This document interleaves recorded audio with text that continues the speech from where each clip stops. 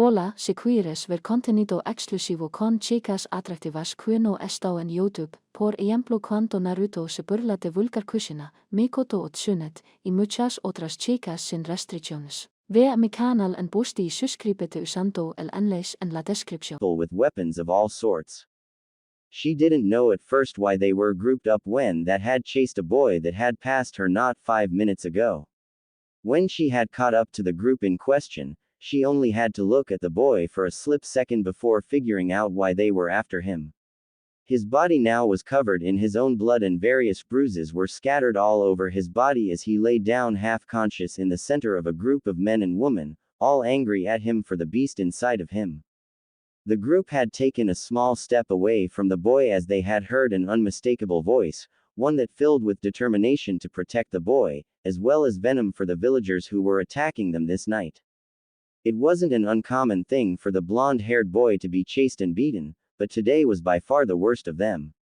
It wasn't just clenched fists and kicks, but weapons as well, mainly kunai and shuriken.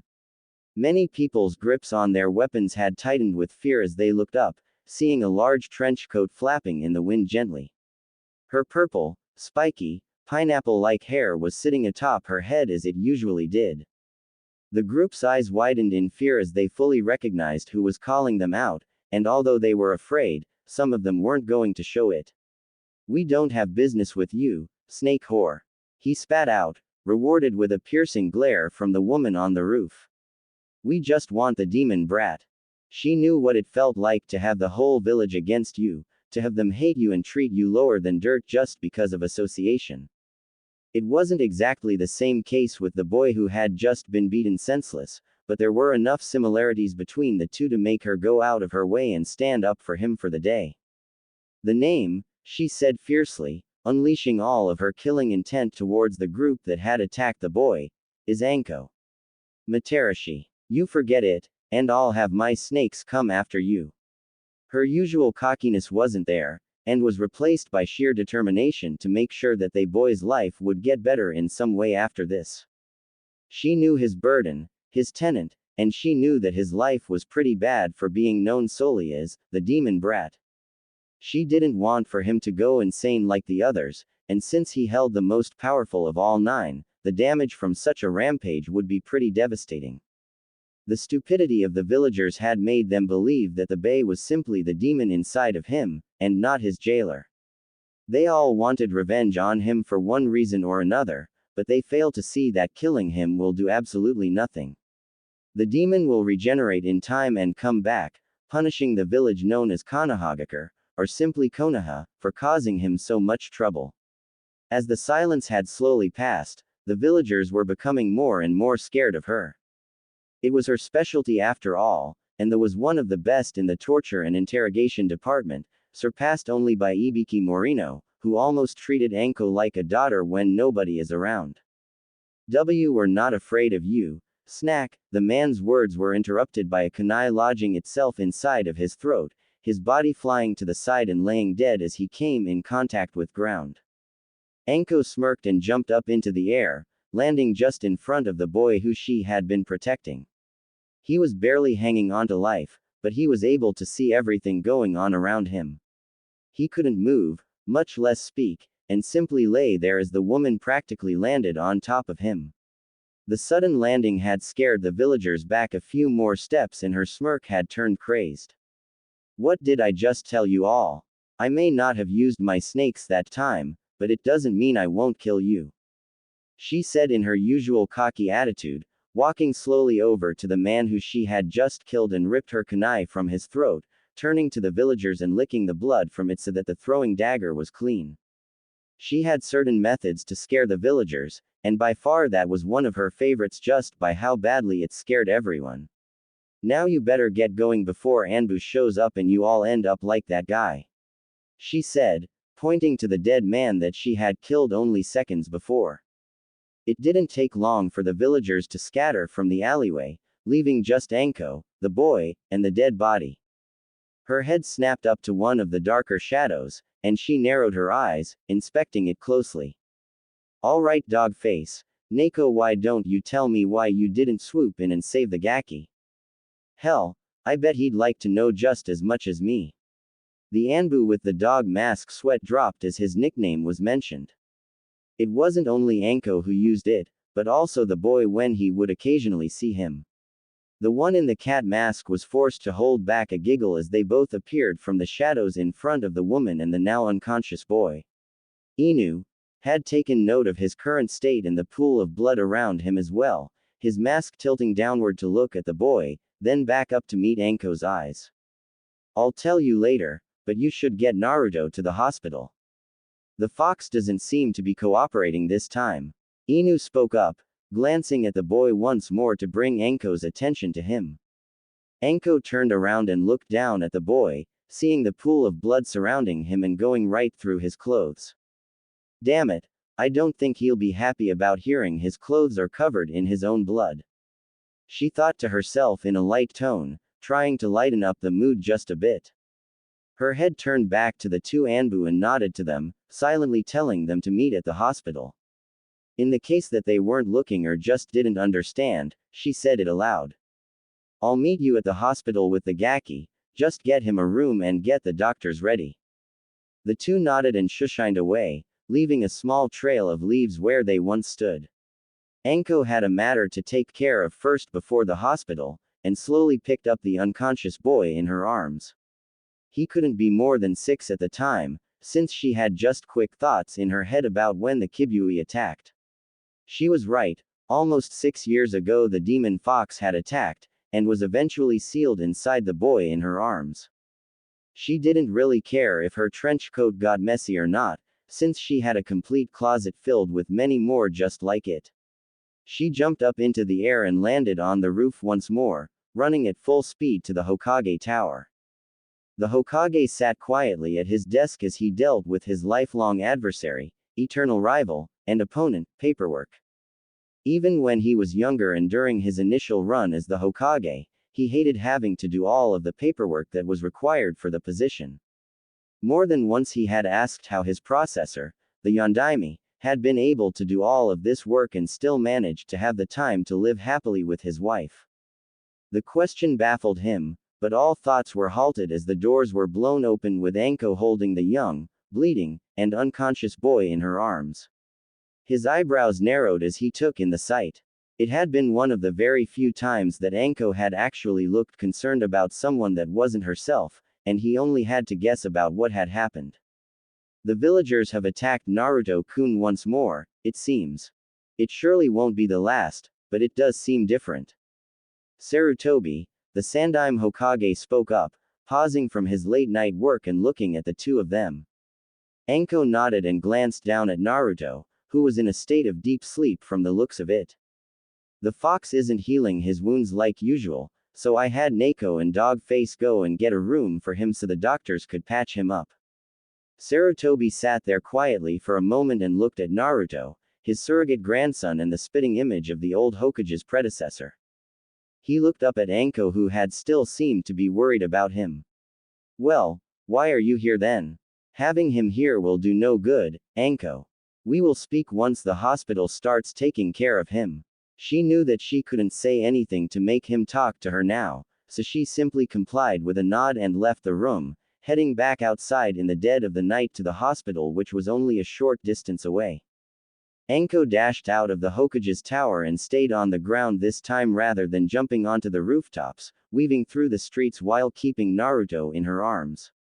She could feel his blood seeping through her jacket, but she didn't have any time to worry about it.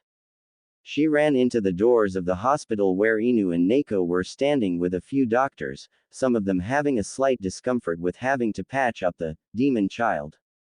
One of the doctors simply motioned for them to follow him and the other doctors into the room. As reluctant as they were about treating Naruto, the Anbu made sure that they would give their full attention to the boy and care for him until he returns to his usual state. They had simply told the doctors that Anko would be happy to help them with getting more jobs for the hospital, silently telling them that she'd kill them all off if they didn't comply. Reaching the operation room, one of the doctors took Naruto out of Anko's hand, much to her disliking. One of them even pushed her out of the room as soon as Naruto was in the other doctor's arms. The door to the room was shut in her face as all of the doctors scrambled into the room. She was mad that they weren't going to let her see the operation, but inside she knew that it was for the best. Sigh a small sigh, the snake mistress turned to the two Anbu and looked at them with as calm of a face as he could have at the moment. Alright, now tell me why you didn't go in and save the Gaki as soon as he was stabbed. I think that something like that should tell you that they mean to harm him. Her voice rose as she continued, inwardly unsure why she was stressing so much over the 6-year-old child. With a demon inside of him, he could probably protect himself by using its power, but he wasn't. And said demon wasn't even bothering with keeping its container alive. She paused with a curious look, and spoke up once more before either of the Anbu could. He doesn't know. Does he? She asked them, causing both masked ninja to shake their heads at the soon-to-be Jonin. She sighed once more and thought more on the subject. Of course he didn't know. He was only 6, he didn't go to school, and he didn't have anyone tell him about the Kyuubi, as were the Hokage's orders. He didn't know why he was being attacked constantly, and only knew that just about everyone in the village, save for a few people, hated him and his very existence. I'm going home, she told the two, sighing deeply and walking away. Go and get me when the Gaki wakes up. She knew that she could simply shushin away, but she just wanted to walk right now, and she was perfectly fine with that.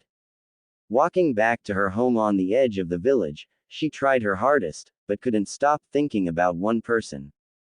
Naruto. She hadn't even truly spoken to him, and yet she was all he could think about. He had endured a similar pain to her, but she knew that his pain would be much worse than hers. When she was younger, she actually had people that she cared about, but now she didn't, as most people hated her for being associated with that snake bastard. He, however, never really knew people that loved him for him.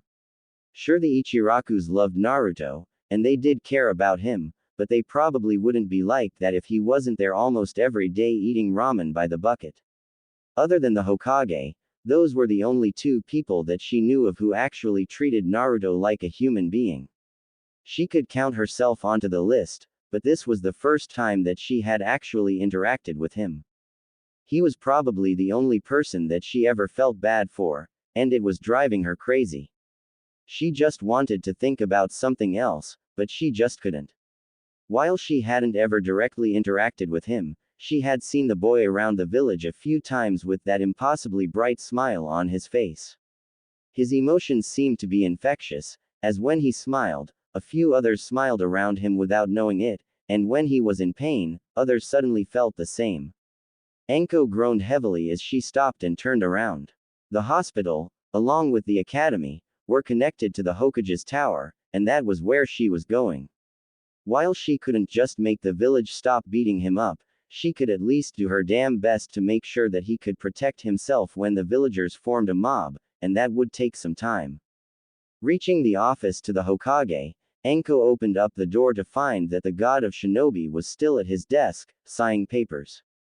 What she didn't know was that he was watching her on her way back to her home with the use of his crystal ball. Anko, is there something else that we need to talk about tonight? He asked her, already having a good idea of what she was here for. Anko nodded at the Hokage and looked at him calmly. His light smile and calm demeanor told her everything that she wanted to know at the moment. She knew that Hiruzen was extremely pissed off on the inside, but wouldn't show it. He was angered at the village for treating Naruto the way that they have been, and right now it only took one small step in the wrong direction to bring on his wrath. Yes, Hokage-sama, she said back to him, thinking her thoughts over again to make sure that she would be making the right decision. I want to become Naruto's guardian. Sarutobi looked at Anko with a curious look, knowing that he had heard right, but wanting for her to say it again just so that they were both sure of what she said. He wanted to know why she suddenly wanted to watch over Naruto, as he knew that they never really talked to each other much. When the little blonde would report to the Hokage at least a few times a week, he would probably say something if a suggestively dressed woman were to talk to him if the case were to ever arise. You wish to become the guardian of Naruto? Tell me why. He didn't bother beating around the bush when it came to his surrogate grandson. Now usually, he would have instantly said, no, to anyone who would try to adopt or take in Naruto, but that was only because he feared that people would only do that in order to get closer to him to kill him. Anko was different, though. She obviously held no hate for the little boy, and had no reason to. She was an orphan before the Kyuubi attack, and in truth had no friends at the time, so nobody that she knew was hurt by the nine-tailed fox. Because he needs someone to look after him. She said hesitantly, still unsure about why she wanted to become the boy's guardian. She just knew that she had to do it, but she didn't at all know why. Yes, he does, but how does that reason make you any more qualified to look after him than the others who have asked the same things of me? He asked her, getting a look of surprise from the pineapple-haired Chunin.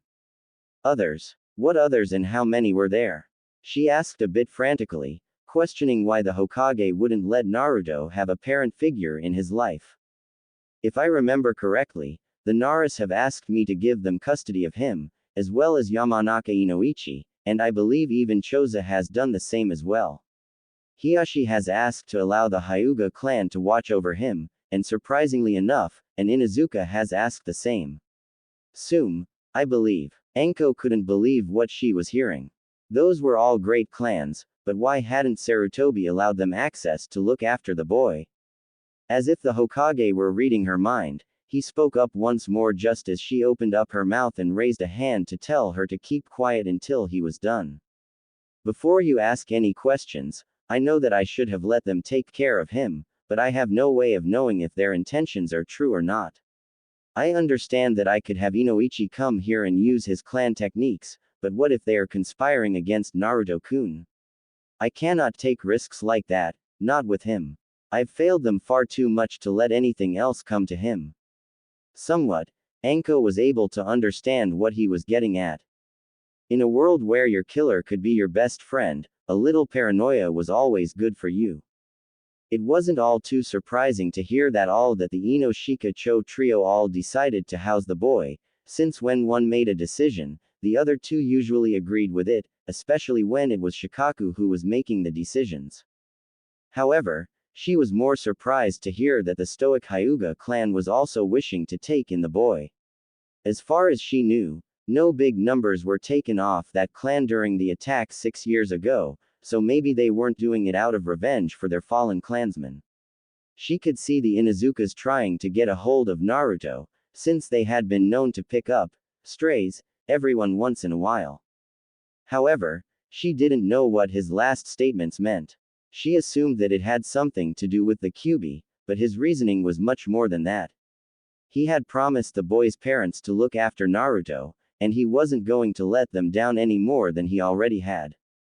Anko stood there and thought heavily about why she wanted to watch over Naruto. It was true that she felt bad for him, and she could obviously relate to him, but she knew that there was more than just being able to relate to him. She started once more, but held back since she simply couldn't piece together the right combination of words that would explain why she wanted to watch over the little Uzumaki. Pictures of him flashed through her mind of the few times that she had seen him, smiling as brightly as the sun and not caring what others said or did to him.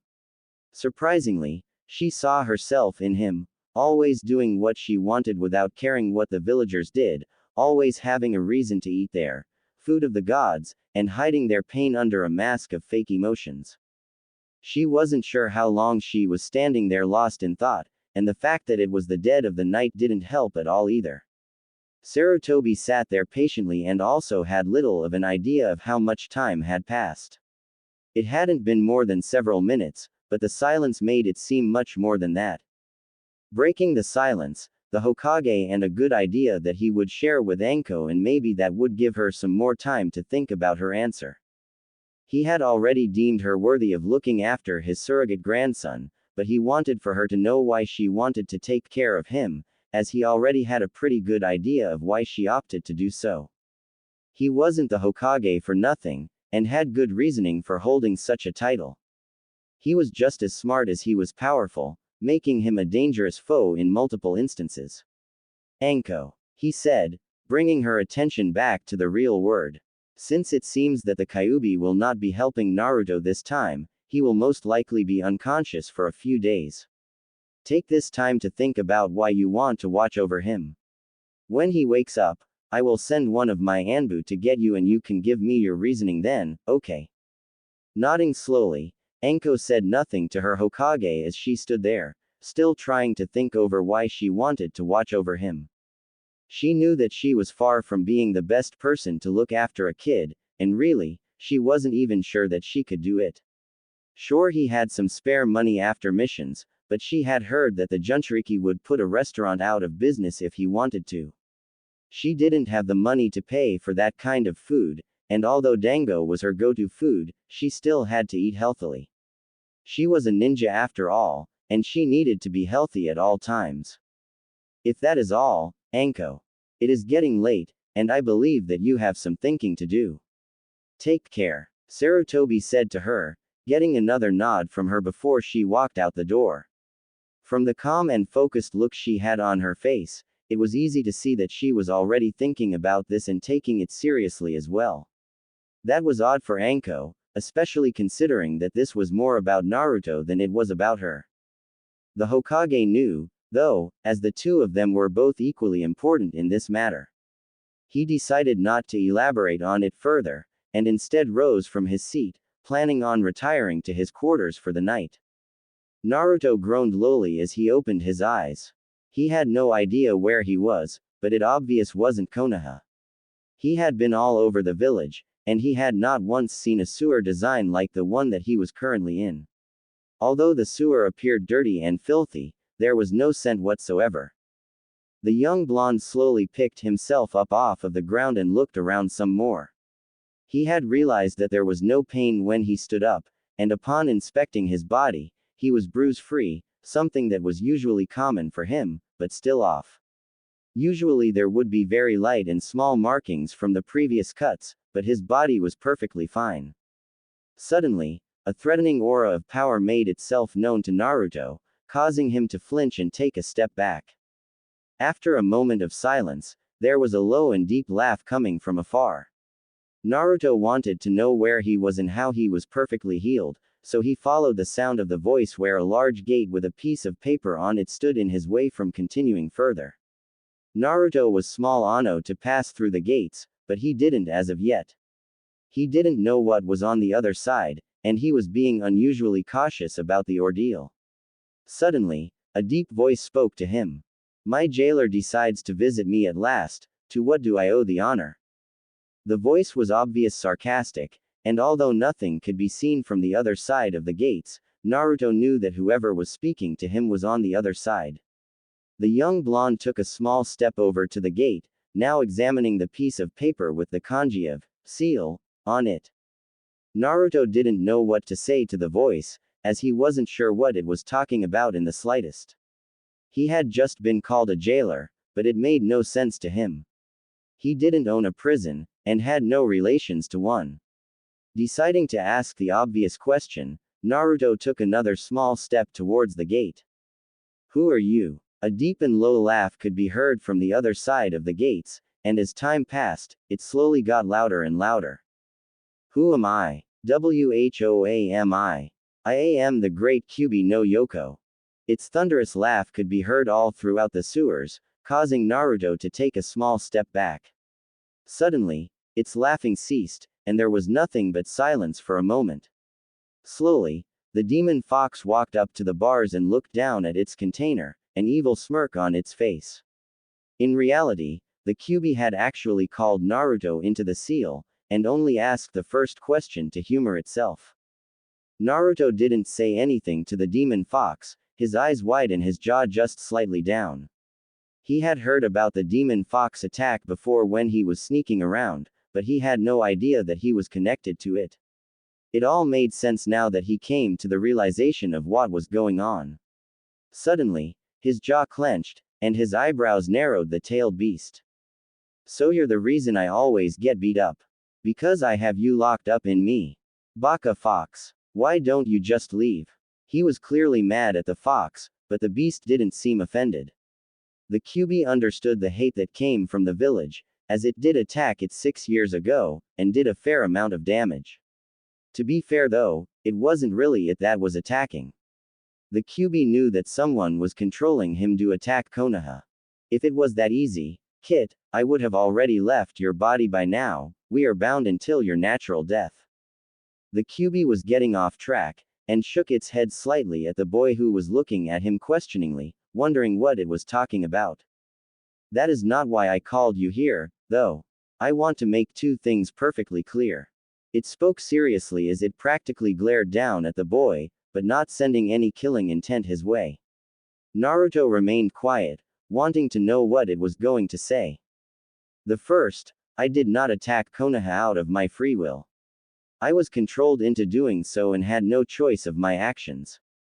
The QB wanted to make it perfectly clear that it did not intentionally attack Konoha, and by the nod that Naruto gave it, he seemed to have understood that only someone with an impossible amount of power would be able to do such a thing.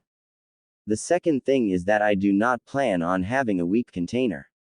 As a Jinchuriki, you are expected to use my power, but I am expecting you to be able to fight your own battles without even thinking about calling on my power. There isn't going to be someone to jump in like what happened just moments ago. It smirked evilly at Naruto as it remembered the provocatively dressed purple-haired woman, who swooped in and saved Naruto and it. Naruto wasn't unconscious when Anko had dropped in and saved him, but he wasn't able to look up at her, and her voice was dulled to the point where he could hardly hear anything. He knew that he was lucky for her to come along, and wanted to find a way to thank her if he ever saw her again. So, where are we? The QB should have expected this question, as it had seen Naruto's memories, and he hadn't leaned a whole lot in the 6 years that he had been alive, so the great beast decided to explain it to him.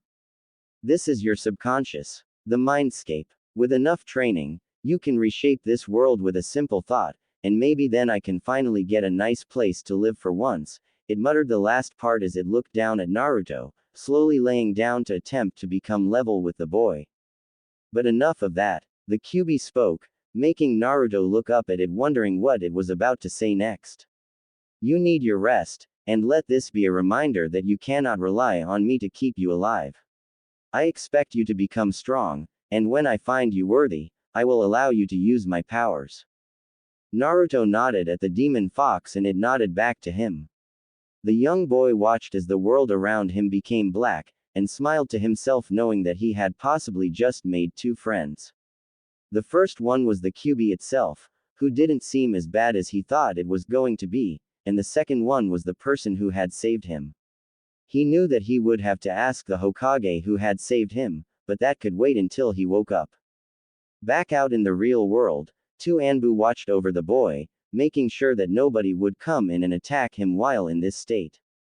It was so odd seeing him there, not being healed, and not smiling in the least. As if Naruto were reading their minds, his face cracked a slight smile that could be seen by the two Anbu. Without knowing it themselves, the two of them smiled as well. The one with the cat mask dropped down from her position on the ceiling, slowly walking over to Naruto. Inu simply watched as Neko stood at the side of his bed, examining his face, seeing if the smile that they had detected was actually there or not. It had only been a few hours since Anko had dropped him off, but it seemed like an eternity since she had last talked. Quote, I guess we should take better care of him now that Anko seems a little protective over him, huh Inu? She was only given a nod in response, but it was all that was needed. They both knew that Anko would chop their heads off for not protecting him right, and she would make sure that it was as slow and painful as possible for the both of them. Both of them shuddered at the thought of Anko torturing them, and silently decided to be more protective of the boy. Lying down on his bed, the aged Hokage sighed lightly as he looked up at the ceiling, thinking over the recent events involving his surrogate grandson. After 6 years of violence and torture, Sarutobi was finally starting to see that the village wasn't going to even begin accepting Naruto unless he proved it to them all, and they weren't going to make it easy. While he did outlaw people speaking openly about the QB, as well as doing what he could to watch over Naruto, but it would not be nearly enough. He knew all too well that Naruto was attacked almost constantly, and even with Anbu watching over him, they did not do their job completely. They did come in and save him, but only when he had an inch of his life left. They never stepped in when the attack started, and he knew that he was going to have to start changing a lot of things. His relaxed gaze turned into a cold stare as he looked up at the ceiling and thought about Naruto's current condition. If he wasn't as lenient as he was, maybe it would have never come to this. Maybe he would have been respected like the Kumo Jinchuriki he had heard about, who also had close relations to the Kage of his village. If only Sarutobi had been a better Kage, then it was possible that Naruto wouldn't have had to face all of the hatred that he currently did. He could have just taken him into the Sarutobi clan, as nobody would have messed with him then. For the sake of Naruto, he was going to be a better Hokage. Sarutobi wasn't the only person who was thinking about Naruto, as Anko was doing the same on her walk back home, as well as the half hour that she spent while laying in bed. She didn't know why she wanted to look after Naruto, but something inside of her told her that it had to be done. When she looked around her house, she knew well that it wasn't the best place for a child to grow up in, and decided to start cleaning up, at least a little bit. On the outside, she wasn't the best choice for being a mother. Even she knew that she wasn't parent material, but something inside of her was telling her that it would be best for the both of them if she were to take him in, and it wasn't the dark whisperings of the curse mark this time. It sounded like her own voice, and didn't remind her at all about the man who had put the seal on her. He had placed the curse seal on her and later told her that she didn't have the drive to use it, and abandoned her and left her for dead. She idolized the man because he was all that she had, but in the end she threw her away like a piece of trash. By this time, she was unsure of if she was dreaming or not, but watched as the events unfolded in front of her. She didn't know where she was, but it appeared to be just a plain forest in the land of fire. Naruto was next to her with a smiling face, and in front of the two of them was another person. It was currently dark out, and she wasn't able to see the face of the third person, but she knew that it was Naruto next to her because of the kind warmth that he constantly gave off. Naruto took a small step towards the person in front of him and smiled at them. Anko had assumed that the person smiled back from the slight tilt of the head, but was overall unsure of who it was or who it could have been. Breaking the silence, Naruto took another step forward and kept his eyes on her person in front of him. "Thank you, sensei. You're the coolest," he said brightly, getting a nod from the person. Anko looked at them curiously and replayed the sentence in her mind, completely unable to hear the name of the person. It was as if Naruto's voice was completely muted when he had spoke the name of his apparent sensei. The person nodded and replied back, but to Anko, it wasn't any recognizable voice that she had ever heard. In fact, it was the voices of many people what she had heard before, all speaking different words, but acting as if they were one. "Thank you, Naruto. I'm glad that you came to join me in my trip, but I am also disappointed because of it," the voice said sadly, looking down at the ground. Naruto frowned and took another step over to the person. "What's wrong, sensei? Did I do something wrong?" he asked the person, his voice not being muted because he didn't speak the name of his sensei. As both he and Anko looked at the person in confusion, it nodded as it kept its head down. "Yes, Naruto, you did do something wrong. You misused my teachings," the voice now said coldly, striking Naruto quickly. Naruto was fortunate enough to move so that she strike wouldn't hit his head, but the hand of the person hit his shoulder instead, causing him to spin backwards and hit a tree. Naruto grunted with pain and kept his eyes on his sensei as it moved closer to him. Anko could only watch as the person picked up Naruto and looked him straight in the eyes. She had no access to her voice, and her legs were stuck to the ground, only allowing her upper body to move. She had tried to scream and yell and get his attention, but neither Naruto or his sensei acknowledged her existence. "What did I do? I'm sure that I can make it up. I didn't do anything at all." He tried to tell his sensei, but the person didn't do anything other than backing its head with Naruto's, then dropping the boy as soon as it pulled its head back. Although Naruto was losing consciousness, the person spoke to Naruto in the same cold voice as before. "Exactly. You did nothing. You are a disgrace and a monster. Even with the power you contain, you are nothing. Useless when they find you, I will be long gone, and I expect for whoever is looking for me will kill you just to get you out of everyone's way. The being said as it kicked Naruto in the head and ran away at speeds that only a Sannin could have.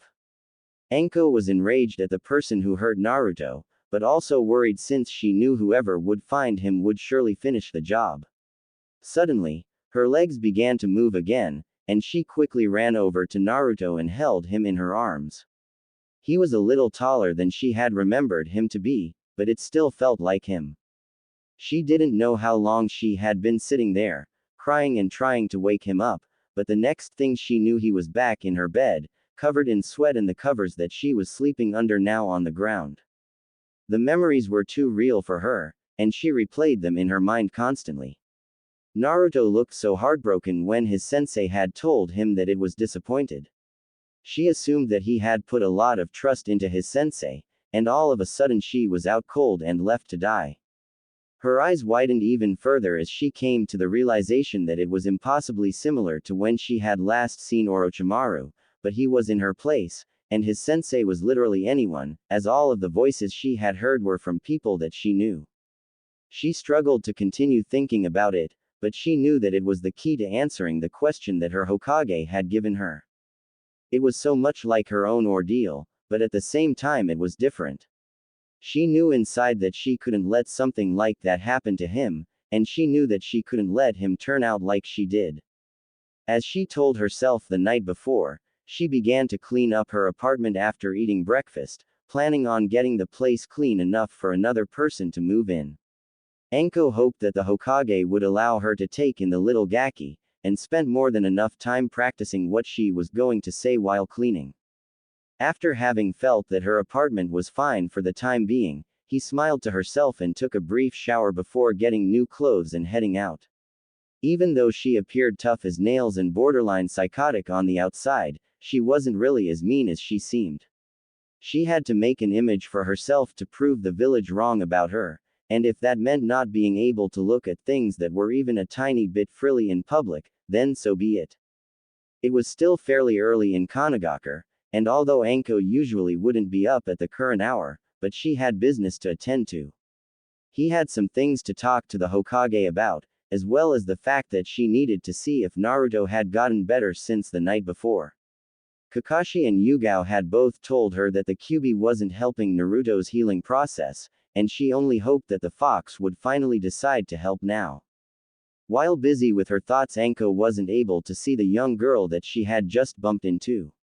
Looking down at the girl with a bit of surprise, she kept her face somewhat blank while she studied her. The girl did the same and said nothing, but her face said that she did recognize Anko. Anko looked down at the girl and couldn't help but notice the two large, red fang-like tattoos that were on both sides of her face. She currently had 3 pups with her, with one of them being on her head, another on her shoulder, and the last on the ground right next to her feet. Despite not having wild hair, slit eyes, or extended canines, Anko knew well that the girl was an Inuzuka. While the Inuzuka girl was about to say something, Anko placed a hand over her mouth just as her lips opened, and Anko shook her head softly. "Quiet," she said simply, giving the girl a more serious look. She couldn't place the girl's looks anywhere, and sighed in defeat only seconds after ordering the girl to stay quiet. The snake mistress removed her hand from the girl's mouth and looked at her plainly. "Don't know you. You look a little too normal to be Inuzuka. No crazy hair, no crazy eyes, and no giant teeth. What's your name?" she asked to the girl, getting the Inuzuka to smile slightly. "I'm Hana Inuzuka. You're Mitarashi Anko, right?" she asked, getting a nod from the older woman. Anko wasn't sure how Hana knew her name, but before she could ask, Hana spoke again. "Ka-san said something about you. I can't remember what it was, but she was smiling, so it was a good sign." Anko was now wondering who her mother was, and lucky for her, Hana didn't interrupt her this time when she asked a question. "Who is your mother, and how would she's Sum, huh?" Anko said flatly, knowing that there was no other Inuzuka that she knew around her own age group, and she should have known that it was Sum's kid from the start. Hana simply nodded at Anko with a small smile. She is, and I'm sorry to leave, but I need to go and see Hokage-sama. Hana told Anko, snapping her fingers to get the pup that was on the ground to pay attention and follow her. Anko watched as the young Inuzuka walked away from her into the Hokage Tower. It was a coincidence that she was also going there, but to not seem like a weird stalker, she decided to change her route slightly to head on her way over to the hospital to check up on a certain young blonde. Walking through the doors of the hospital, Anko lightly gazed around the lobby before heading to the front desk. The lobby was quiet, as only a few people were seated. Most of the chairs in the room were empty, and Anko assumed that the people there were sitting down because they needed to get checked, or something along those lines. For the moment, it wasn't her business, so she simply continued walking to the desk. A young woman was seated on the other side of the desk, going through a rather small book. The woman's onyx eyes moved quickly past each line of text, taking up as much information as she could at the rate she was reading. The woman didn't notice Anko standing at the desk, and only took note of the purple-haired woman after a random hand forcibly closed the book. An eep could be heard from the woman at the desk, her rolling chair moving back only slightly. Quickly, the woman set her book down and nodded at Anko. Sorry about that, can I help you? Anko nodded in understanding and clanked over at the clipboard with the sign-in sheet for the visitors. I'm here to see a friend. I brought him in last night, and I want to see if he's gotten any better. She spoke in a calm and even tone, one that she didn't use all that often. The woman across from her nodded quickly and swiveled her chair so that she could grab the clipboard before handing it to Anko. The woman was curious as to who she was seeing, as she knew of Anko, but didn't know that she was good friends with anyone other than Kurenai Yuhi and Yugao Azuki. If you don't mind me asking, who are you seeing? Anko looked up from the clipboard after signing in and paused for a moment. She wasn't sure how the woman would react to finding out that she was seeing Naruto, but mental shook those thoughts. Screw it. If she gets all prissy because I'm coming to visit him, then so be it. She thought to herself as she allowed the pen to fall in between her fingers and onto the desk which the clipboard was resting on. Naruto Uzumaki, she said blandly, expecting for the woman's mood to suddenly change. Instead, she smiled sadly at Anko and remembered what she had heard just as she punched in for the day. I heard that he was getting better, but he's still in pretty bad shape. He isn't in critical anymore, so that's good. Anko's eyes widened at the woman. She was one of the extremely few people who actually didn't see Naruto as the demon fox that was sealed inside of him. Immediately, she squinted her eyes and looked at the woman, wondering why she didn't seem to hate Naruto like the rest of the village. Why are you treating him differently than most of the village? She asked, getting the woman to tilt her head in curiosity. Normally, Anko would be thankful to find out that someone else saw Naruto as a person, but the woman seemed like a civilian woman, or a rookie chunin. What do you mean? She asked, curious about what she was talking about. You know exactly what I'm talking about. There's no way you haven't heard about his tenant before. Everyone in the village knows about the fox, and you're acting like you've never heard of it. She had to keep herself quiet. She couldn't make a scene in the hospital lobby, and she knew that well. Oh, the woman simply said, taking back at clipboard and inspecting the most recent entry. Well, you see, I just don't think that it's possible for the Kyuubi to take the former Naruto. If it had, the demon chakra would be felt throughout Konoha. When I went past his room this morning, I felt a little bit of it, but if he were actually the fox, there wouldn't be two distinct kinds of chakra coming from him. She said cheerily, getting a questioning look from Anko. The woman then rose from her chair and leaned across the counter and whispered to Anko. Between you and me, I think that the Kyuubi is sealed inside of him. He could have had some of the demon chakra implanted in him at a young age, but I don't think that's possible. Anko had so many questions for the woman, but there were far too many to ask right now. Are you not from around here or something? Anko asked, trying to be as calm as possible with the woman. The nurse nodded and sat back down in her chair, smiling at Anko. How do you know? I spent most of my life traveling with my family. Ka-san taught me how to be a med nin, and Tu-san protected us while we traveled around the border. I've only been in Konoha for a month, and I really like it here. Anko sighed to herself and looked down at the ground. She picked her head up once more as the nurse spoke again. Naruto is in room 304. Hokage-sama wanted him in a room high off the ground so that he couldn't escape through the window. Sorry for keeping you so long.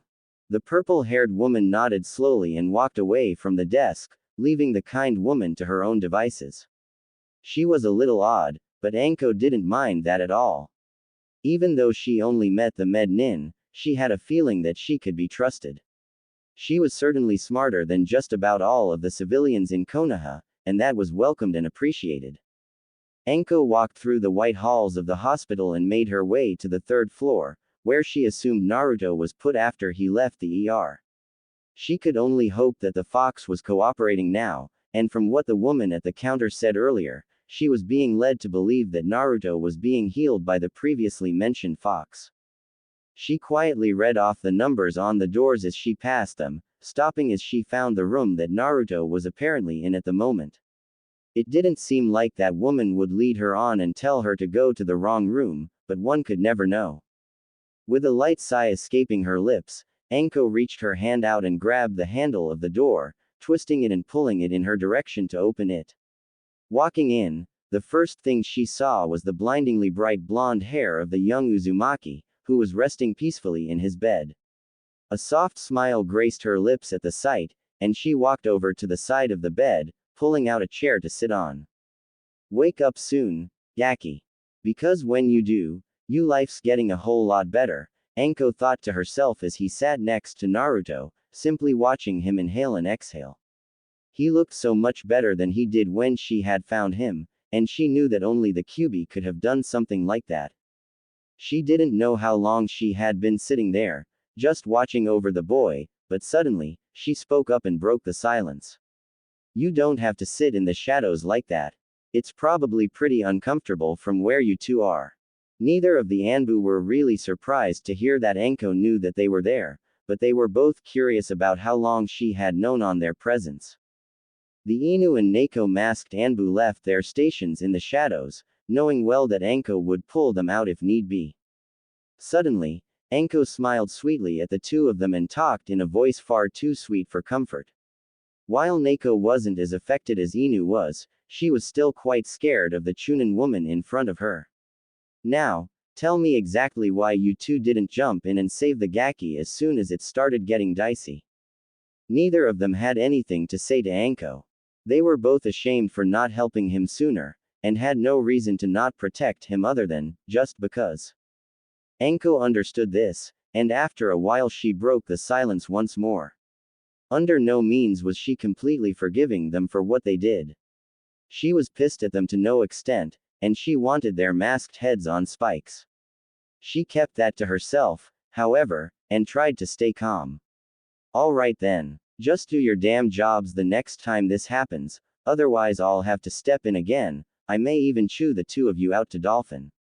Her sweet smile quickly shifted to a shit-eating grin as soon as the dolphin Anbu was mentioned, making both Inu and Neko pale under their masks.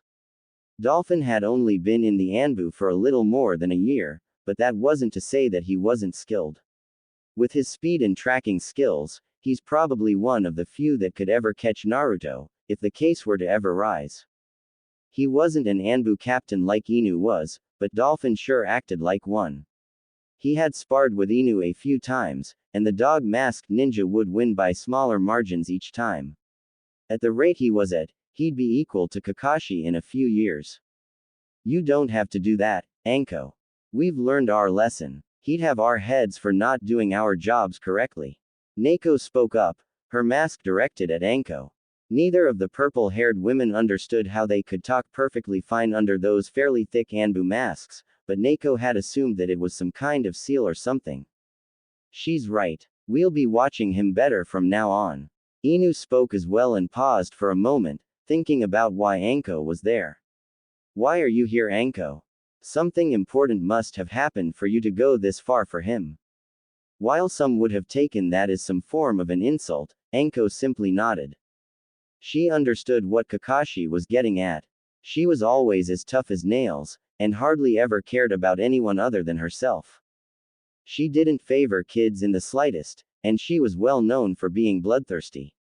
That was only her mask, and if those were her true emotions, then she probably would have gotten mad at the silver-haired Anbu for saying that. A lot of things happened, Kakashi. That's all you need to know for now. Her smile disappeared, and was replaced with a calm and serious look. Her voice also lost most of its usual cockiness and power. Kakashi sighed and shook his head. It might be just the four of us in here, but you know the rules. You can't use my name when I have the mask on. Anko then smirked at her mask-wearing friends and stood still. You're right. Sorry about that dog face. I'll make sure to remember that. Her cocky tone was back, and both Inu and Neko sighed at the smirking young woman. It was obvious that she didn't want to into the details of what made her go to the hospital, so they kept quiet about it. All three conscious heads turned to the door as someone knocked on it from the other side. Anko stood up and walked over to the door and opened it, revealing another Anbu. The mask turned to face the woman at the door, and the Anbu bowed lightly. Anko-san, Hokage-sama is wondering if you've gathered your thoughts about taking in the Uzumaki boy. I understand that it's been less than a day, but the Hokage believes that you already have your reasoning. The voice from the third Anbu sounded blank and monotone, but Anko still knew that whoever was behind the mask didn't favor Naruto all that much by the pause that he made when announcing his name. Anko nodded to him and glanced back at Inu and Neko, who were both looking at her curiously. Tell him that I'll be on my way as soon as I'm done here. It shouldn't take more than a few minutes at the most. The Anbu quietly said, "Hi," and bowed once more before leaving. Anko turned back around to her two masked friends and sighed audibly. You heard him. I asked the Hokage if I could watch over the boy. I'm going to leave it at that for now. She told them, walking back over to her seat and sitting down next to Naruto. The purple-haired woman smiled at him kindly before getting up and walking out the door without another word. In this time, Inu and Neko both got back into their spots in the shadows. Wake up soon, Gaki. It didn't take long for Anko to arrive at the Hokage Tower, as the tower was connected to the hospital and it was only a short walk. Because of what the Anbu had told her, she already knew why the Hokage was summoning her, and she knew his reasoning for calling her to him only a few hours after they had last spoken. She was sure that she knew his reasons for sending the Anbu, but there was always a chance of her being wrong. There had been several times in her life where she believed one thing, and another thing happened. Being wrong was always a possibility. Entering the Hokage Tower, Anko said nothing to the secretary, as Anko was supposed to be there, and wasn't asking to see the village leader. She didn't like the secretary, even though she didn't really show any hate towards Anko. The snake mistress just had an odd feeling about her, and decided not to talk to her unless she was needed, which was highly unlikely. The two simply shared a glance and that was that. Anko walked up to the Hokage's office at her own pace and was faced with the Anbu from earlier, the one that had told her about her summons to the office. Apparently he was supposed to escort her to the office, but he and Sarutobi knew that she didn't really need an escort of any kind. The woman eyed the Anbu suspiciously and walked over to the door, her eyes never leaving his mask. Finally speaking up, curiosity was obvious in her voice. Why are you here? Don't have anything against you, but shouldn't you be back at your post or something, not just standing around here? The Anbu didn't move, but still replied to the curious woman. Hokage-sama told me to stay here and not let anybody other than you inside. Since you're discussing matters about Uzumaki, he wants his office guarded just in case anybody overhears or tries to listen in.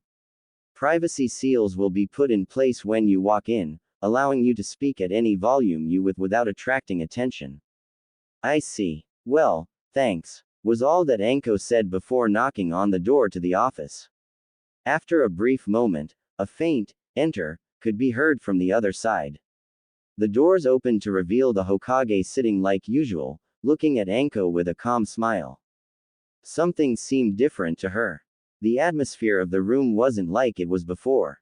She couldn't explain it, but something had indeed changed within the last 13 hours. Before we get to Naruto-kun, Anko, I think that there is another matter that we should discuss while you're here. The Hokage said to her calmly, looking at her and examining her face. Curiosity was written all over it as she stepped closer, the door shutting behind her. Anko wondered what he was talking about, as not much of anything had happened between her saving Naruto and now, but she was going to listen to her leader. And what would that be? She asked curiously, preferring to stand at the moment rather than sit. The atmosphere still felt odd to her, and she didn't want to get comfy at the moment. Hana Inuzuka came into my office a few minutes ago to give her report of her most recent mission. The rest of her team is relaxing from their mission, and she took it upon herself to give the report to me. The Sarutobi elder paused to allow the information sink in, his smile widening as the look on Anko's face told him that she had recently encountered the girl. I see. Did something go wrong? I don't see the reason for telling me all of this. She wasn't really sure why the Hokage was talking about the girl to her, but she was sure that he was getting to that. Nothing went wrong, but she told me that she was held back from doing so because of an odd, purple-haired woman that dressed weird and smelled of snakes, if I remember her words right. I just wanted to clarify with you that a meeting between the two of you took place before she came to the tower. A small smile could be seen on the face of the elder Sarutobi as he looked at Anko, whose eyes widened as a look of anger spread across her face. Anko was more amused than mad at what Hana had said to the Hokage, and only put on the look of anger as a show for the silent Anbu hiding in the shadows. Not long after, though, she calmed down and smiled at the Hokage. She nodded to him before speaking. Yeah, I ran into her earlier today, but I don't think that I held her back long enough for her to have the need to apologize to you. Sarutobi nodded back to her with his usual smile and remembered what had happened once the Inuzuka girl apologized to him. I agree with you. There wasn't really any reason for her to apologize, but she insisted on doing so. He paused once more before clearing his throat, bringing his thoughts to the main topic of their meeting. I do understand that it had been a day, Anko, but I know how fast you think, and I assume that you have come to your decision. He said to her, getting the snake mistress to don a calm and serious look as she looked at the leader of the village. She hesitantly nodded to him, pausing because of doubt. Can I really do this? Killing people is one thing, but taking care of a kid is another. Not to mention one who is probably a mental wreck on the inside. She thought to herself, refusing to speak at the moment. She didn't think that she was ready to take care of him, despite all of her earlier thoughts. She was a mess, even under the mask that she hid under. She didn't think that she was ready, but she had to be. Nobody else would care for the boy in the way that he needed to be cared for, and Anko Mitarashi wasn't one to back down from things that even Kage feared. A fire lit in her eyes as she gave the Hokage a look of determination. Her nervousness and fear was gone, now replaced by shining determination. I will take care of Naruto Uzumaki. The Hokage's smile widened as he heard those words, and the old man pulled out a scroll from his desk.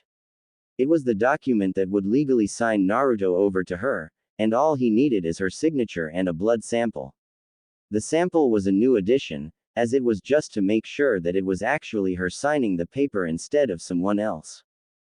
Hiruzen placed the scroll on the desk and motioned for Anko to take it. While she moved forward and took the scroll, the old man moved a brush over to her so that she could sign the document. Anko read through the paper carefully to make sure that everything was in order. Naruto would be moved out of his currently residence, and would be placed wherever Anko lived. She would become his guardian until he became of age or reached the Chunin rank. After that, he would be allowed to move out to continue his life, but she would still be his guardian, and would be referred to if anything were to happen to him. She nodded as she reached the end of the paper, but stopped and looked back at the last few lines. The guardians of Naruto Uzumaki will be given full access to the clan and all of its belongings once Naruto Uzumaki reaches the Chunin rank. Heat sheet. They will also hold the council seat if Naruto Uzumaki is unable to attend. She looked up at the Hokage curiously, and the old man chuckled as he knew what she was curious about. That will be explained later, Anko. If you wish to know more about the segment, please meet me later, when the walls are less likely to have ears. He spoke carefully as he pulled out another scroll, watching Anko nod and take the brush to sign her name. He moved slightly when she bit her thumb to draw blood, instead of using a kunai or other bladed weapon. He watched as her blood dripped from her thumb to the paper glowing for a moment before returning to normal. Anko was once again curious as she watched the paper glow. She assumed that it was a seal of some sort, and something else would have happened if it wasn't her blood that was dropped on the paper. She said nothing as she rolled the scroll back up and placed it back on the desk, taking the other scroll from Hiruzen. Read that one when you have the time, Anko. Not here, he said to her, getting her to nod slowly as she put the scroll away. Anko and the Hokage waited in silence for several minutes, the former thinking about what she would need to do to take care of Naruto. The old Sarutobi simply watched Anko for a moment before giving her another smile. I'm glad that we were able to give Naruto a home. I'm sure that you have things to do before Naruto is released from the hospital, so I'd hate to be keeping you. Good day, Anko. He spoke to her, getting her to snap out of her thoughts and re-enter reality. Yes, Hokage-sama, I'll see you later, she said, giving him a short bow before turning away from him and walking out the door. Anko was curious to know what was in the other scroll that Hiruzen had given her. The way he spoke after she had reread the last lines of the first scroll and how he spoke after she had gotten the second one was odd, and she replayed the words over in her head. Where the walls don't have ears, read it when I have time. It's obvious that he wanted to speak privately about what those last sentences meant, and this scroll has something to do with it, but what kind of secret would warrant that much caution from the Hokage?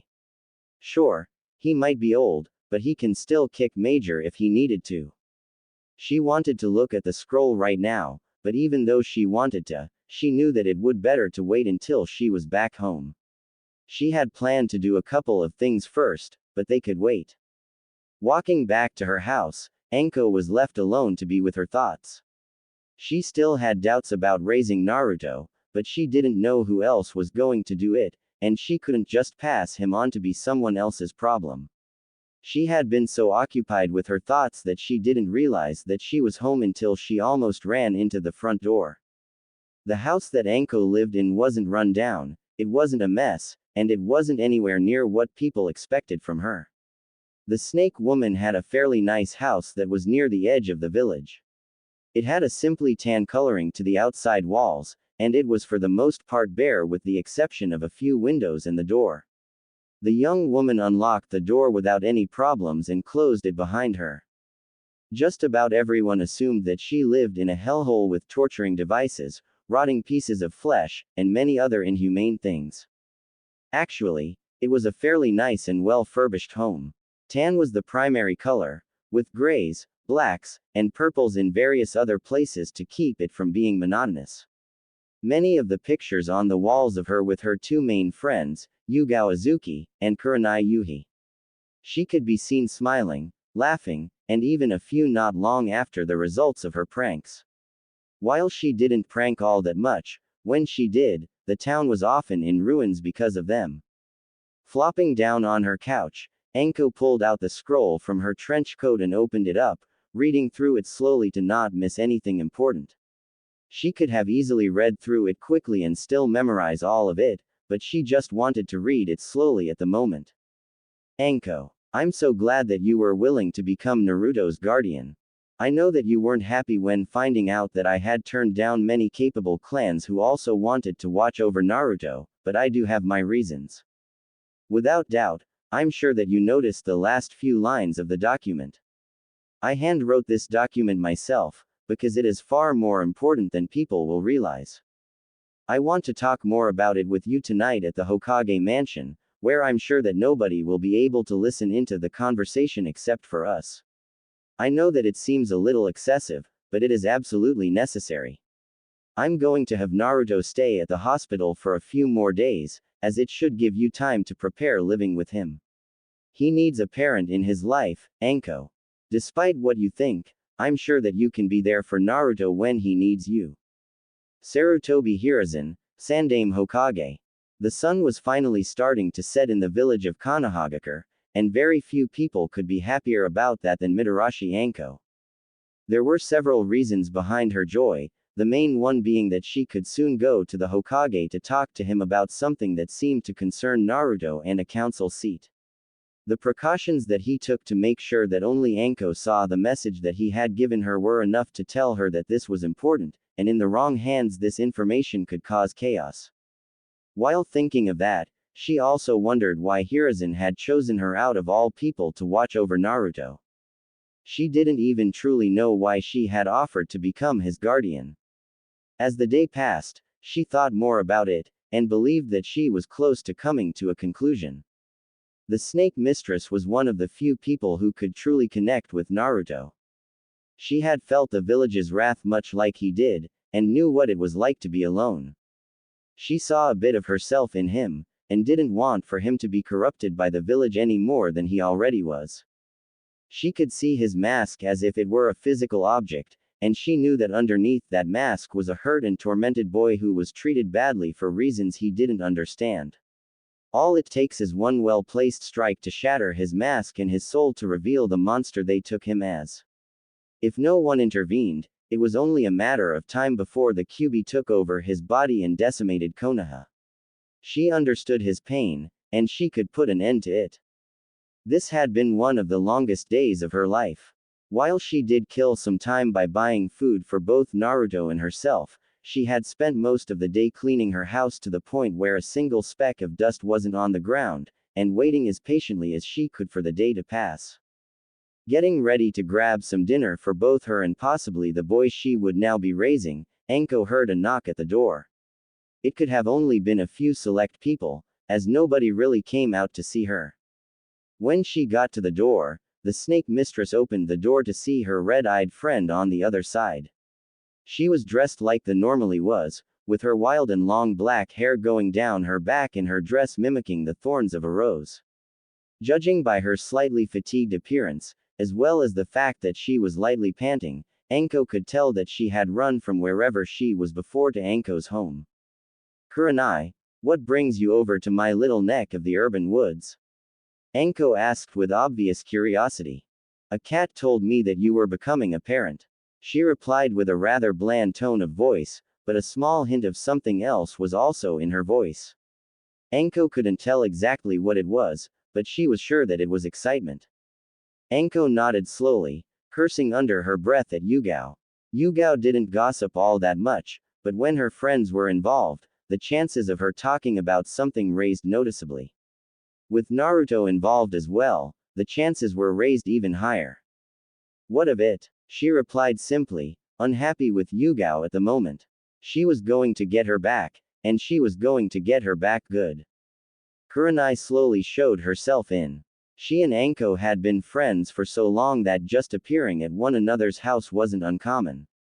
A few things, actually. She said calmly. I don't want to be mean, Anko, but are you sure that you can do this? You've worked so hard to raise people's respect for you, and you'd be back at square one or even lower if this goes through. Also, you aren't really known for being friendly to kids, or most genin for that matter. The Ice Queen of Konoha was using her analytic voice, and she really wasn't trying to be mean to her friend. She was right though, on both points. If she were to take in Naruto, their combined reputation would be horrible, and she wasn't really fond of children. However, these were the wrong details to focus on.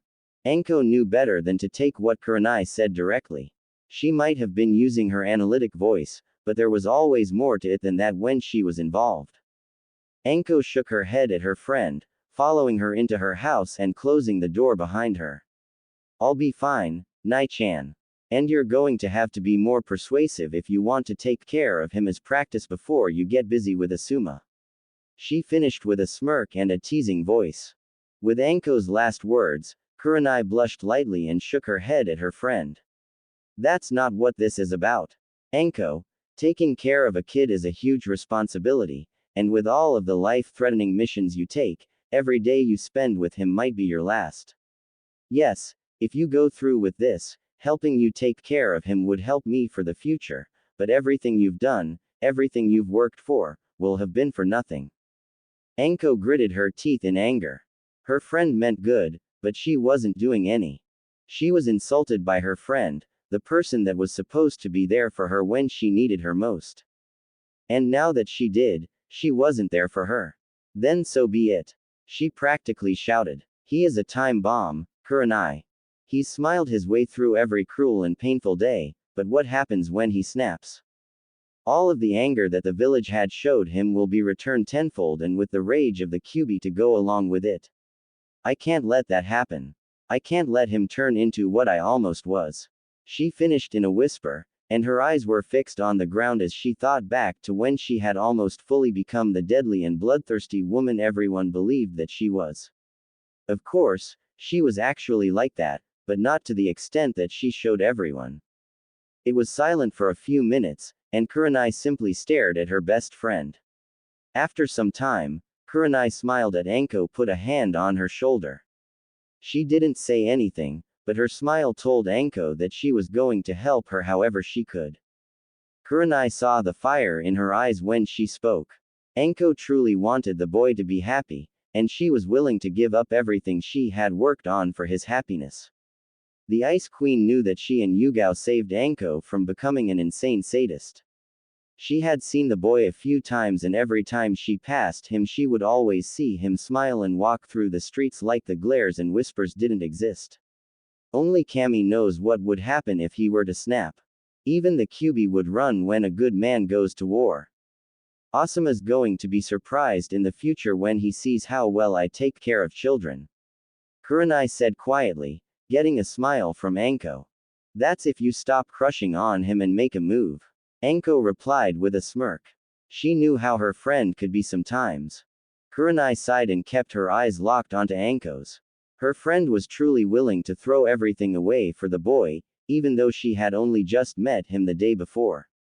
You know, as a friend, I can't let you go through something like this half-assed. I needed to see for myself that you were truly willing to do this. She knew her friend well, and there were a few times that she had acted without thinking beforehand. She just wanted to make sure that this wasn't one of those times. Thank you. I'd love to talk more, but I'm expected somewhere soon. I'll see you later. Anko did want to talk more to her friend, but there wasn't really much else to talk about considering that not much had happened recently other than what was already said. Even if she did continue her conversation, she believed that she shouldn't speak about the Hokage telling her to meet her at the Hokage mansion to speak about secrets involving Naruto and whatever family gave birth to him. If the Hokage wanted this to be spoken in one of the safest buildings in Konoha, then anything more than what she already said shouldn't be spoken out loud. Kurenai also wanted to talk a bit more, hoping to find out what Anko planned on doing with a child, especially one as young and impressionable as Naruto. Hopefully the boy wouldn't turn out as crazy as her now stepmother, but it was completely possible. The tone that Anko used told the Genjutsu mistress that, while whatever she was doing was important, and should probably not leave the mouths of the people discussing it, Anko would bring it up to her as she really needed to. If she didn't, then she would learn in time along with the rest of their friends. The two young women walked out of the house, and Kurenai waited for Anko to lock the place down before speaking up.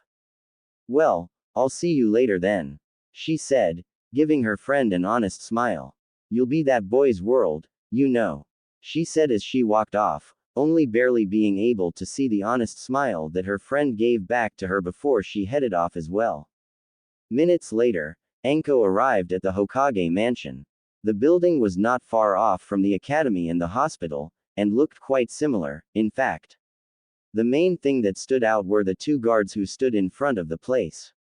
While normally the Hokage's residence would be under the protection of seals and the Hokage him or herself, Hiruzen lived in the Sarutobi clan house, and not the mansion. He needed the forbidden scrolls to be watched at all times, because he was not normally around. Upon reaching the gates, Anko was faced with two Anbu guards, who both wore armor that, while build exactly the same, was colored different to make them stand out among others. These were special Anbu who guarded the mansion, who were above the usual cut and were tasked with guarding the secrets of Konoha. As she walked up to the two of them, both Anbu stood perfectly still until she was only a few feet away from them. Once she was close enough, they both moved to the sides of the front gate and opened it for her. She didn't even have a chance to speak, as they talked first. Hokage-sama ordered for us to let you in when you get here. The one to her right spoke. She opened her mouth, but was cut off by the one to her left. It'll be just you and him talking. Other Anbu will put multiple seals around the room and the rest of the house so that nobody can listen in. The other one spoke. Anko nodded her head and opened her mouth once more, only to get cut off again. When it concerns Naruto-san, Hokage-sama is willing to go to great lengths, as a way to apologize for how he's been treated in the past. She nodded once again, and didn't even bother opening her mouth, as she expected for them to talk again to answer the last question in her head. She stood there for a full minute, not uttering a single word. The Anbu did also. She believed she was safe, and opened her mouth again. Body language and common sense, Anko-san. The Anbu answered together, both wearing unseen smiles on their masked faces. Without a word, Anko simply huffed and walked through the gates, hearing the masked nin trying to hide their laughter from her. She was sure that they thought that she was going to do something to them, and they were right. As she stepped into the building, two screams could be heard behind her, as well as some inhuman hissing. Anko hadn't been in the Hokage mansion before, or the Sarutobi clan house. She hadn't had any reason to visit the Hokage or his family in his own time. The building itself was clean and dustless. It was odd considering that the Hokage didn't use the place all that much unless he was going through one of the forbidden scrolls, which never happened. The place was untouched, with the exception of the Anbu who didn't leave any traces of their presence. The main room was what she expected. Rather large with space to fit a few people from each of the main clans at once. It could almost be considered some sort of a party or meeting room, due to the space and the seating. Sarutobi Hiruzen was sitting down at one of the end seats, sipping on what could have been either sake or some sort of really dark tea. The old man looked up upon hearing Anko walk in, and kept a soft gaze on her as she took in the area. Once she processed his presence, he smiled at the young woman and stood up, placing the cup down on the table in front of him. "Hello Anko, I see the guards are keeping themselves entertained," he asked rhetorically, knowing by the screams of pain he had heard only seconds ago was her doing. Anko smiled and chuckled nervously, all while scratching the back of her head. "They're pretty good at their job. I'm not usually an easy person to see through," she said, respect for them hidden in her words as she glanced behind her.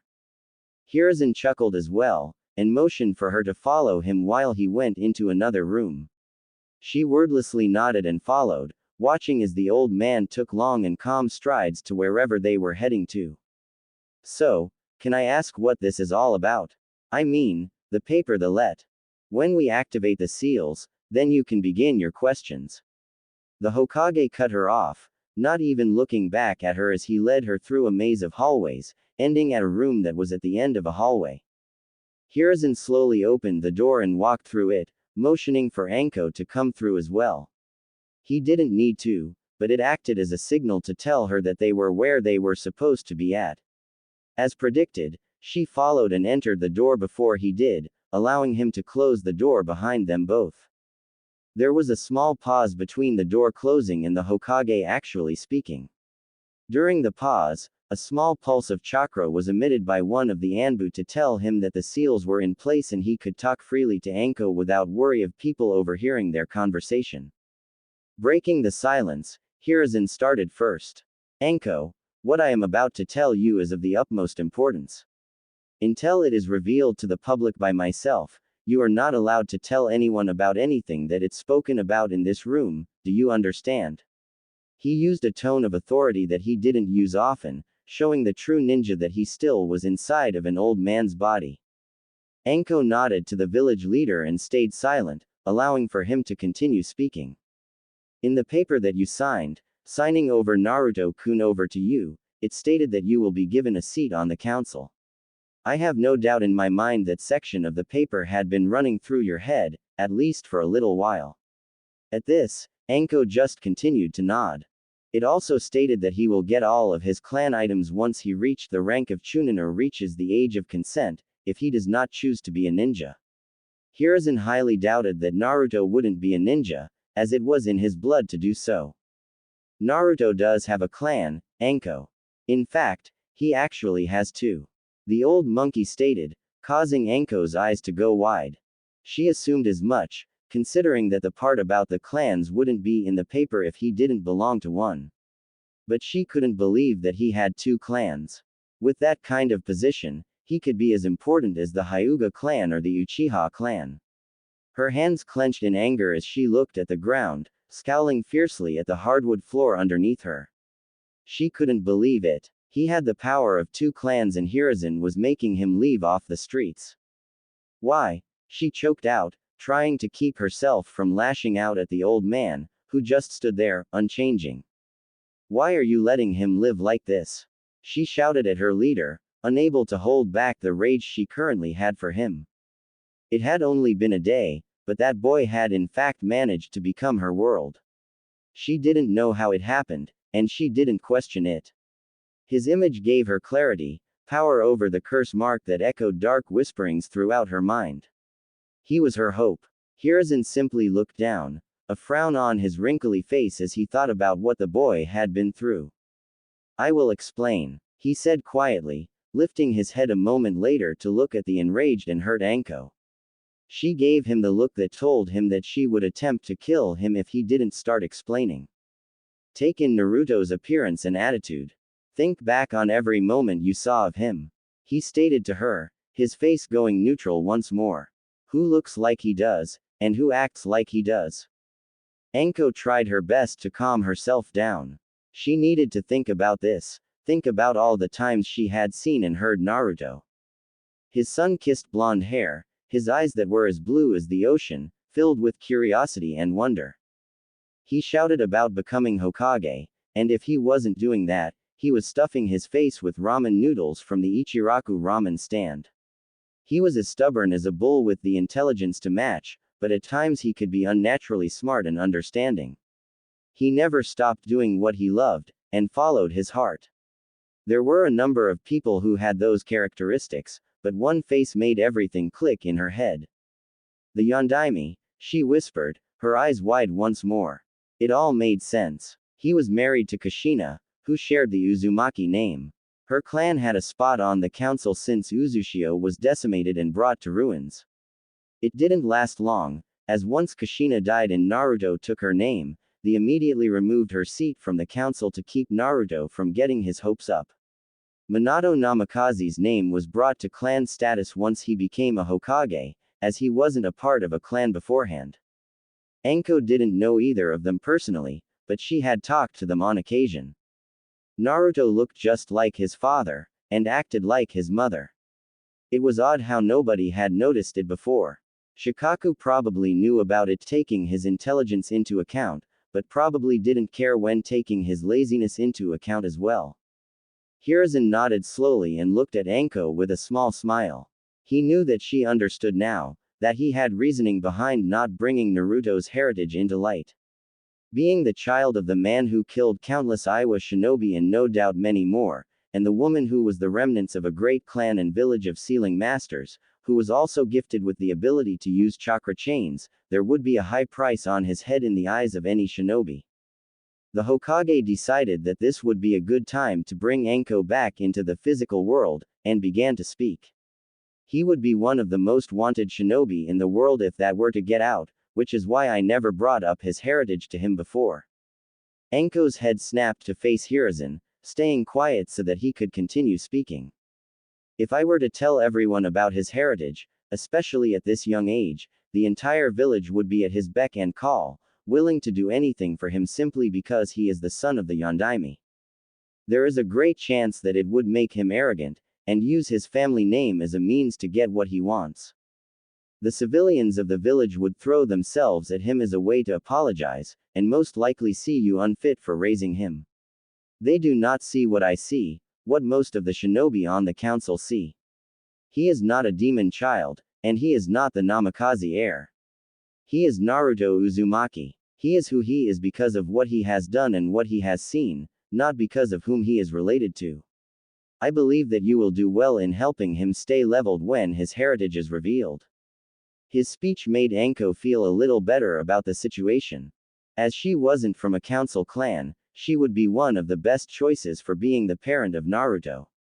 He and Anko would have to worry about clan problems and things now, but they wouldn't be on his head until he was ready to take over.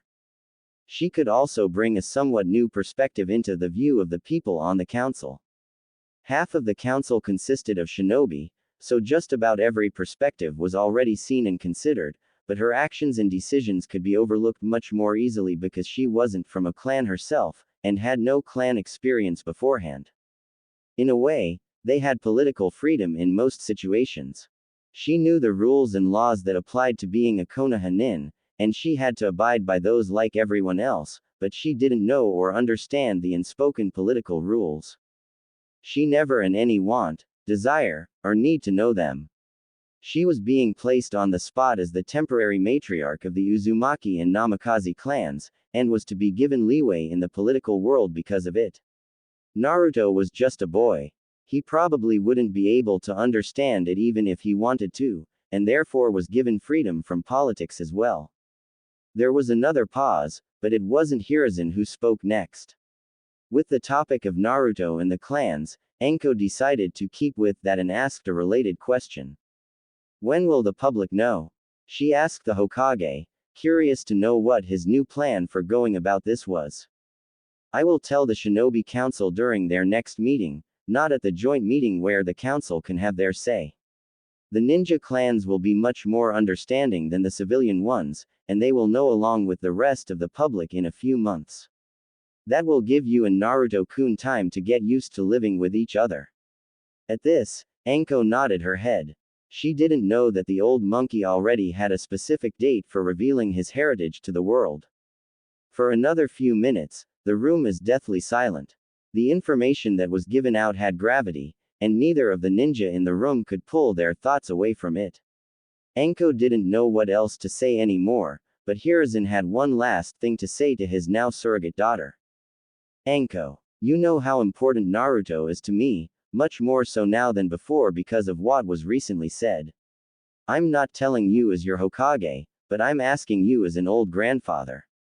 Please, show Naruto the kind of love and compassion that the village has denied it. Kami knows that he could use it. Anko smiled at the old man and glanced at the door. Like before, she didn't have anything else to say, and didn't think that she could say anything that wouldn't ruin what kind words the old man had told her. Hiruzen looked at the door as well, and was sure that nothing more needed to be said at the moment. This was a hard pill to swallow, and after everything that had happened in the last 2 days, Anko needed some rest and time to think about everything, as well as prepare for the major change in her life that was already happening. Hiruzen sent out a wave of chakra to tell the Anbu to disable the seals, and only a few seconds later he felt a wave of chakra telling him that the seals were inactive. He walked over to the door and opened it, motioning for Anko to walk through. She did as she was told and walked out of the room, weaving through the hallways next to the Hokage so that the two of them could head home and get some rest. Once they reached the main door, Hiruzen and Anko were surprised to see a medic nin standing at the door. From her appearance, she was on edge about something, and had presumably just ran from the hospital to the mansion. She panted lightly as she held onto a clipboard of some sort, that was facing towards her body so that the Hokage and the snake mistress couldn't see what was on the other side. Is everything alright? You look a little winded. The Hokage spoke up, curiosity obvious in his voice. Hokage-sama, I have news about the Uzumaki boy that was left in our care. Something happened to him. She spoke urgently, knowing that the Hokage would want to know about this as soon as possible. People knew how he watched over the boy, and anything concerning him would be brought to the Hokage first. What about Naruto? Anko asked, now a little worried as well since it did involve the boy that she was now taking care of. Hers and the Hokage's eyes would only widen in shock once hearing what the medic Nin had to say. He's missing. The Hokage and Anko were shocked to hear what the medic Nin told them. They couldn't believe it. Not only was he missing, but neither of the Anbu assigned to him reported in about it. Instead, some random worker at the hospital told them about his disappearance. They could only wonder what happened to the three of them, but their imaginations didn't drift far off due to Hiruzen speaking. Anko, get to Naruto's house and wait there. I'll send an Inuzuka over to you so that Naruto-kun can be tracked. Soon after he spoke, the old man released a wave of chakra, signaling a nearby Anbu to their location.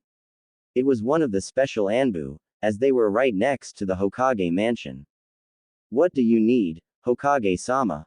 The Anbu spoke, his dragon mask unmoving. Go to the Inuzuka clan and have Sum meet Anko at Naruto's house. She should already know the way. He ordered the Anbu, who bowed to his leader and disappeared in a swirl of leaves. The old man simply glanced at Anko before watching her take off to Naruto's house. She knew where it was because she had visited it once earlier in the day as a way to pass time. Whatever happened, we will find you, Naruto. Several minutes earlier. Hokage-sama is going to kill us. Not if Anko does it first. Maybe they'll take turns beating us to death. Two masked Anbu jumped from rooftop to rooftop as they tailed a figure in front of them. He was unbelievably fast for his age and size, but it was probably due to all of the exercise he got from constantly running around. Not to mention that he had slipped away from the two on more than one occasion during their little chase. The one with the cat mask shook her head as she continued to run. No. Anko would torture us slowly and painfully, and then Hokage-sama would bring out an amazing jutsu to finish us off in the most gruesome way possible for allowing this to happen. That was most likely the best case scenario, with the worst case having them both being tortured and beaten by snakes and apes while being told to take better care of Naruto, being left with an inch of their lives so that they could recover and have the whole process be repeated again and again. No, it could probably get much worse than that. They had to move their focus away from the possible ways that they could be tortured and over to the person who was just in front of them, but wasn't anymore. One moment he was on the rooftops like the Anbu were, but he suddenly disappeared from their line of sight. He probably dropped down into the streets below. While they now had the high ground, the person they were chasing could maneuver through the alleyways and crowds. He had a fair amount of knowledge of all the shortcuts and places that one could hide at, and his size allowed for him to fit just about anywhere. It was far too late for them to find Naruto and bring him back without any worries. They had been chasing the figure that was previously in front of them for several minutes now, and somebody was sure to notice that Naruto and his guards were in his room.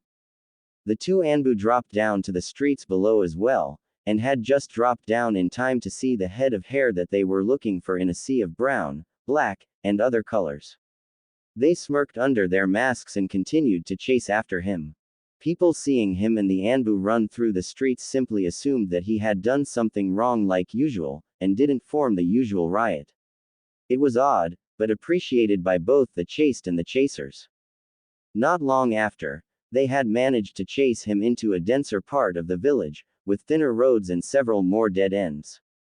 They knew that the chase was almost over. His movements were beginning to get a little slower, and he didn't take every twist and turn available to him as well. They had to end this and capture him so that they could get Naruto and bring him back to the hospital. Stop so we can end this. Yugao called out ahead of her.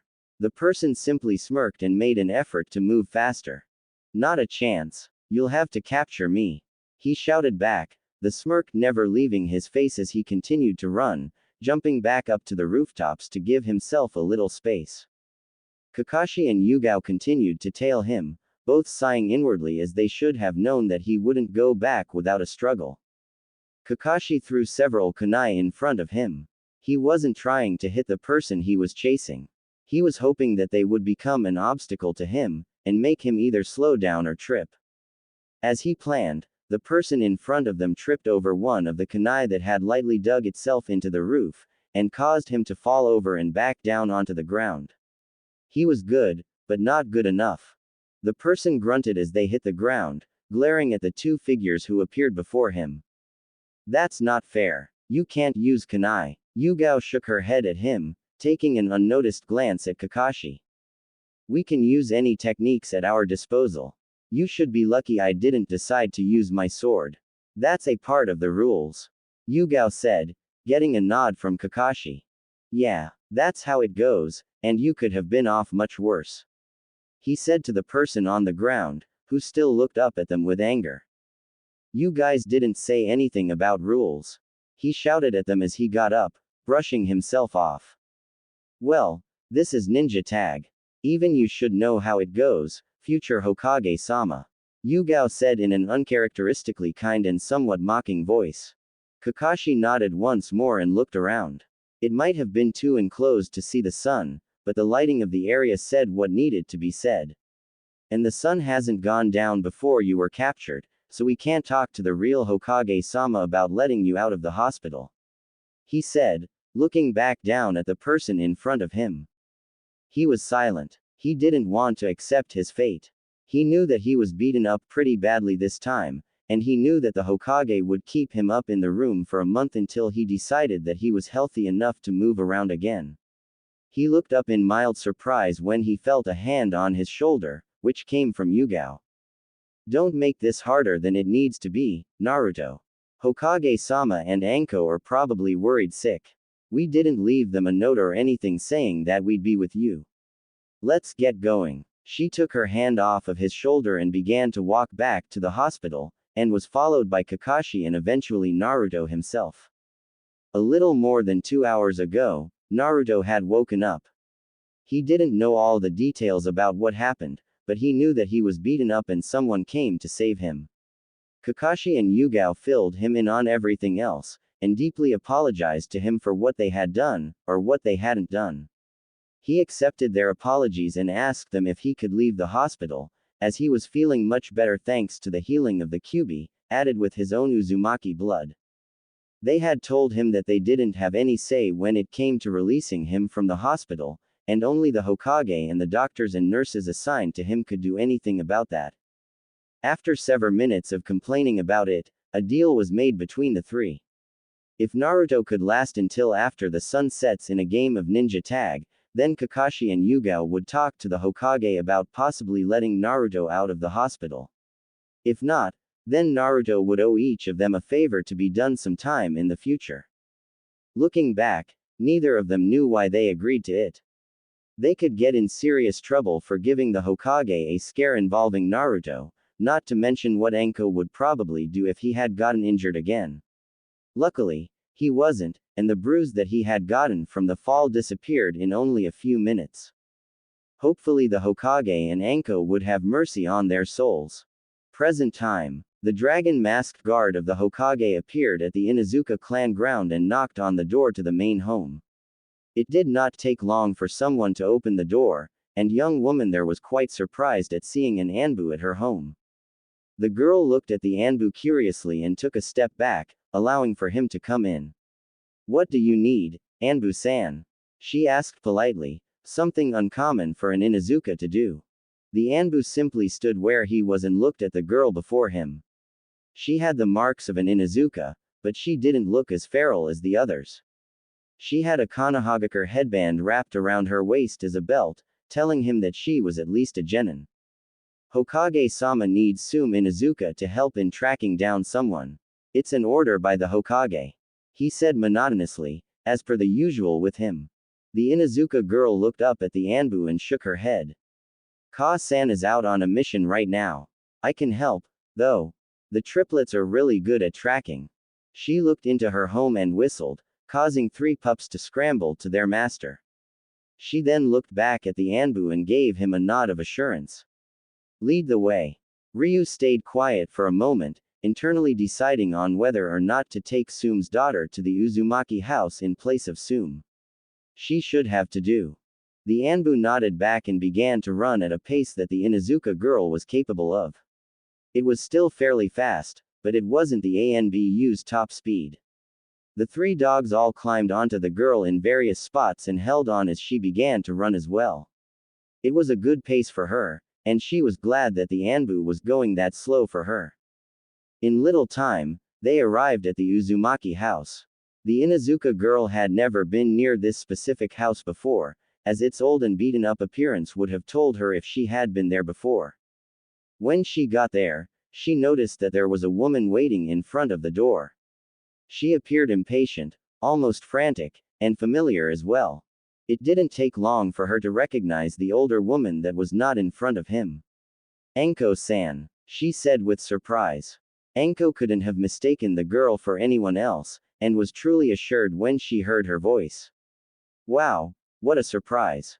There was no sarcasm in her words, as she was actually feeling surprised inside.